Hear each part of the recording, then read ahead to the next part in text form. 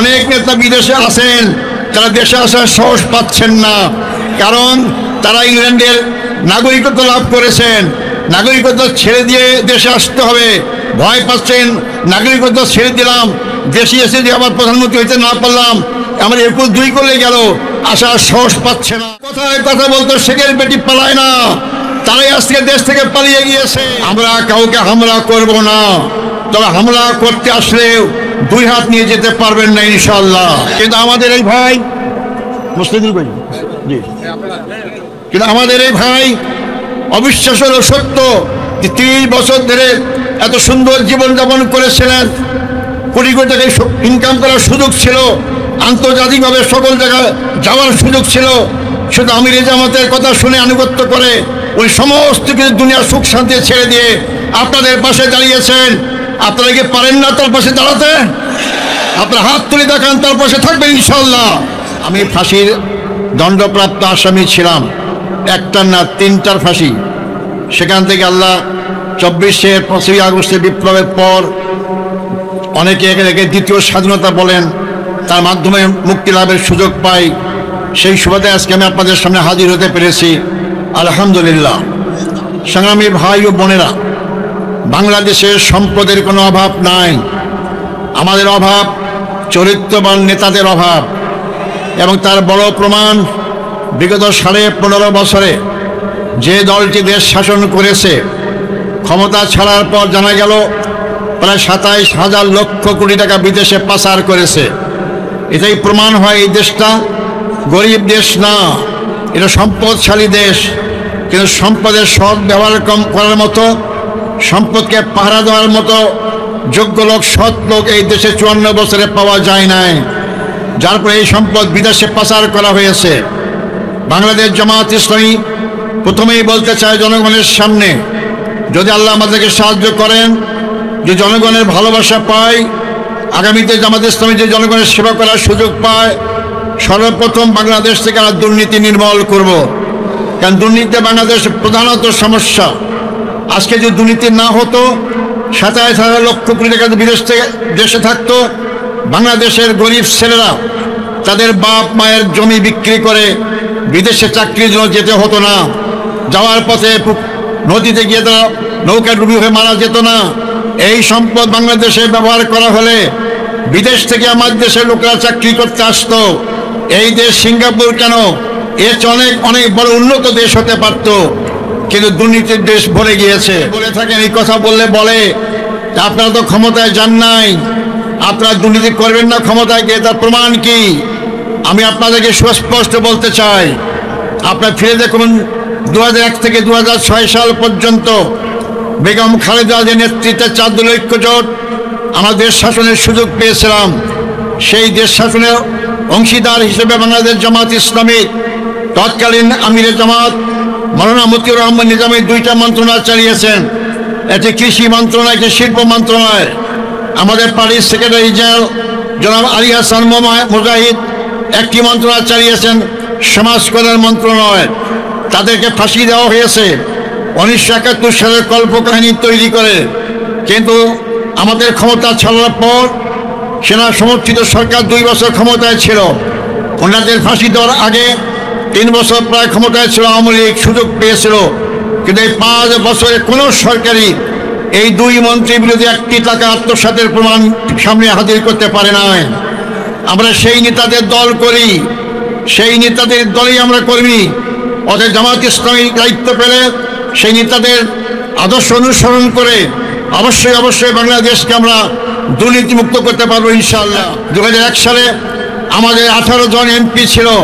এই 18 জন এমপির বিরুদ্ধে কোনো দুর্নীতির অভিযোগ পেশ করতে পারেনি।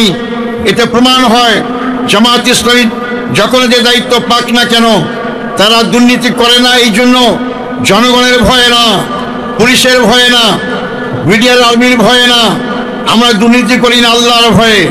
আমরা বিশ্বাস করি এই দুনিয়া থেকে চলে গেলে আমার সমস্ত কর্মকাণ্ড হিসাব আল্লাহকে দিতে হবে। সেই জবাবদিহিতা জামাত ইসলামী নেতা কর্মীদেরকে তৈরি করা হয়। অতএব এই জামাতের লোকরা দায়িত্ব পেলে ইনশাআল্লাহ আপনার ধরে দেবেন বাংলাদেশ অল্প সময়ে দুর্নীতিমুক্ত হলে আমরা 3 থেকে 5 বছরের মধ্যে বাংলাদেশ বেকার সমস্যা দূর করতে পারবো। আমাদের সেই লোকরা দেশেই আছে, আমরা ফাঁসির মঞ্চে গিয়েছি, কেউ দেশ ত্যাগ করার চিন্তা করিনি, কারণ জামাত ইসলামী সবচেয়ে দেশপ্রেমিক দল, জামাত ইসলামী জনগণের দল, জনগণকে সাথে রেখেই তিনি জনগণের কল্যাণ চায় জামাত ইসলামী। তাই যারা কথায় কথা স্বাধীনতার পক্ষের শক্তি বলে, কথায় কথা বলে আমার দেশ স্বাধীন করেছেন আব্বা, আজকে তারা 18 কোটি মানুষকে ফেলে রেখে ভারতে আশ্রয় নিয়ে আজকে সুন্দর জীবন যাপন করছেন। আপনারা বলেন, যারা হাজার হাজার আওয়ামী লীগ কর্মীকে ফেলে দিয়ে 18 কোটি মানুষকে বিপদে ফেলে রেখে বিদেশ অবস্থান করে, তারা কি দেশপ্রেমিক? না যারা বিদেশ থেকে এসে ফাঁসির মঞ্চে গলায় ঝুলিয়ে মৃত্যুবরণ করে তারাই দেশপ্রেমিক। ক্ষমতা পেলে, দায়িত্ব পেলে আমরা মুসলমানদের এই দেশে আমরা জাকাতের আইন চালু করব।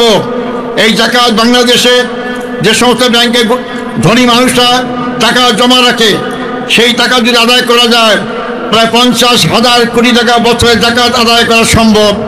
এই জাকাত গরিব, ফকির, মিসকিন, দরিদ্র মানুষের কাছে ব্যয় করা হবে, তখন দারিদ্রতা বাংলাদেশ থেকে দূর হয়ে যাবে, অভাব অনটন দূর হয়ে যাবে, সবটাই বন্ধ করতে পারবো ইনশাআল্লাহ। এই দুইটি কাজ যে দায়িত্ব আমরা করতে পারি, এই বাংলাদেশ শুধু কথার মধ্যে সোনার বাংলা থাকবে না, এই বাংলাদেশ সত্যিকার অর্থে সোনার বাংলা হবে ইনশাআল্লাহ। ভাই বন্ধুগণ, আওয়ামী লীগের সময় দুর্নীতি কি পরিমাণ বেড়ে গিয়েছিল আপনারা জানেন। যে শেখ হাসিনা বিদেশ থেকে আসলেই যে সংবাদ সম্মেলন করতেন, সেখানে বলেছেন যে আমার পিয়ন সে 400 কোটি টাকার মালিক, তিনি অপরাধ করেছেন 2টা। তার পিয়ন যে 400 কোটির মালিক হয়, আপনি তার বিরুদ্ধে মামলা দিলেন না কেন, গ্রেপ্তার করলেন না কেন? তার মাঝে দুর্নীতিকে প্রশ্রয় দিয়েছেন। এখন যদি কেউ প্রশ্ন করে আপনার চাকর যদি 400 কোটির মালিক হয়, তাহলে আপনি কয়েক হাজার কোটি টাকার মালিক। আজকে সেই টাকার পাহাড় আপনাদের কাছ থেকে শোষণ করে নিয়ে বিদেশে বসে আজকে বাংলাদেশের জনগণের বিরুদ্ধে আজকে তারা ষড়যন্ত্র করছে। ভাই বন্ধুগণ, আমাদের বিরুদ্ধে আরেকটা অভিযোগ করা হয়, অমুসলিমদের নাকি আমরা মুসলমান বানাবো, আমরা ক্ষমতায় গেলে তার ঠিকমতো পূজা পালন করতে পারবে না। আমি যদি এখানে হিন্দু ভাই থাকেন, তাকে আমি স্মরণ করতে বলবো, 2024 সালের পূর্বে যে হাসিনা ক্ষমতায় ছিলেন, আপনার প্রায় দেখবেন দুর্গা পূজার সময় পূজা মণ্ডপ ভাঙ্গা হতো, মূর্তি ভাঙ্গা হতো, আর দায়িত্ব ইসলামী ছাত্র ইসলামী জামাত ইসলামীকে দেওয়া হতো। আপনার বুকে হাত দিয়ে বলেন, আজকে 2025 সালে যে দুর্গা পূজা হয়েছে, বাংলাদেশের কোনো মিডিয়া কেউ এই কথা বলতে পারেনি যে একটা দুর্গা মণ্ডপে হামলা করা হয়েছে, একটি মূর্তি ভাঙ্গা হয়েছে, কেউ বলতে পারবে না। তাহলে আগে, এখন তো আমরা ক্ষমতার কাছাকাছি, এরপর যদি দুর্গা পূজা আমরা ভাঙতে না পারি, এর আগে দুর্গা পূজা মণ্ডপ ভেঙেছিল কে?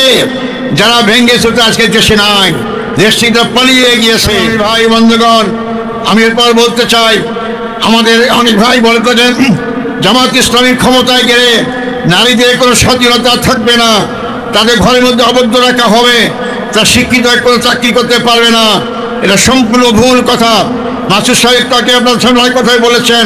আমি বলতে চাই, জামাত ইসলামী দায়িত্ব পায়, বাংলাদেশের নারী সমাজ সবচেয়ে নিরাপত্তা অনুভব করবে। তার সবচেয়ে বড় প্রমাণ ঢাকা বিশ্ববিদ্যালয়ের কেন্দ্রীয় ছাত্র সংসদ নির্বাচনে ইসলামী ছাত্র নিরঙ্কুশ বিজয়ে পরপরই একটি টিভি চ্যানেলে দেখতে পেলাম, একজন টিভি উপস্থাপক এক ছাত্রীকে জিজ্ঞেস করলো, তুমি কাকে ভোট দিয়েছো? সে বলেছে ইসলামী ছাত্র শিবিরকে। তাকে প্রশ্ন করা হলো, ওরা তো স্বাধীনতা বিরোধী, রক কাটে, ওরা তোমাদেরকে বোরখা পরাবে ইত্যাদি। তখন এই ছাত্রীকে উত্তর দিয়েছিল, উনি বলেছেন রক কাটবে কি জানি না, আমাকে বোরখা পরাবে কিনা জানি না, কিন্তু আমি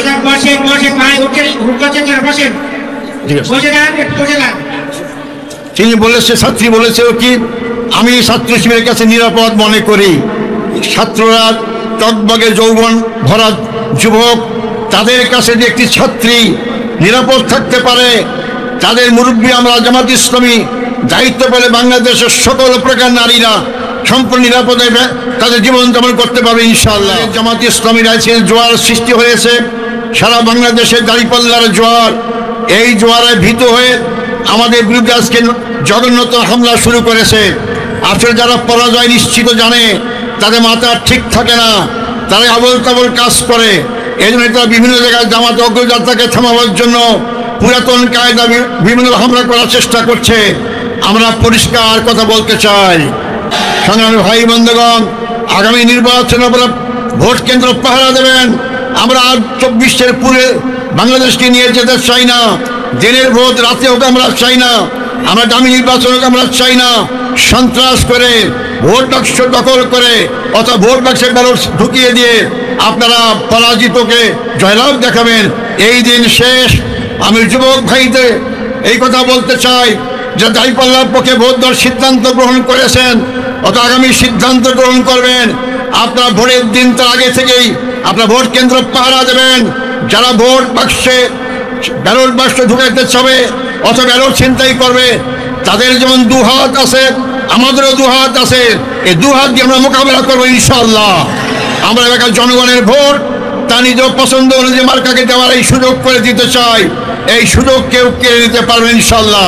অতএব জামাত ইসলামী আমিরে জামাত তিনি ঘোষণা দিয়েছেন 24 সালের পট পরিবর্তনের পরে আপনারা সকল হিন্দু বাড়িতে পাহারা দেবেন, মন্দিরে পাহারা দেবেন, যাতে কেউ দুঃসাহস করতে না পারে অন্য ধর্মের উপর আঘাত করতে। এই প্রমাণ জামাত ইসলামী দিয়েছে।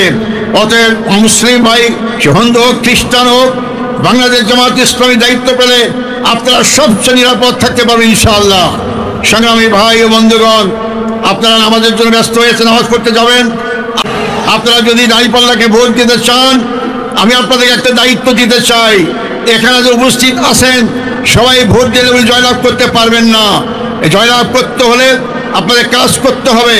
সেই কাজ হচ্ছে দাঁড়িপাল্লার পক্ষে জনগণকে নিয়ে আসার সাথে সাথে আপনার আত্মীয় স্বজন, স্বামী স্ত্রী, পিতা মাতা, শ্বশুর শাশুড়ি, মোবাইলের যুগ, মোবাইল করে তাদেরকে দাঁড়িপাল্লা মার্কা ভোট দেওয়ার জন্য উদ্বুদ্ধ করবেন। 2 থানায় এই কাজটা যদি করা হয়, সম্মিলিত প্রচেষ্টার মাধ্যমে আগামী দিনের এই দাঁড়িপাল্লা আমার কাছে চোখের কাছায় জয়লাভ নিশ্চিত হবে ইনশাআল্লাহ।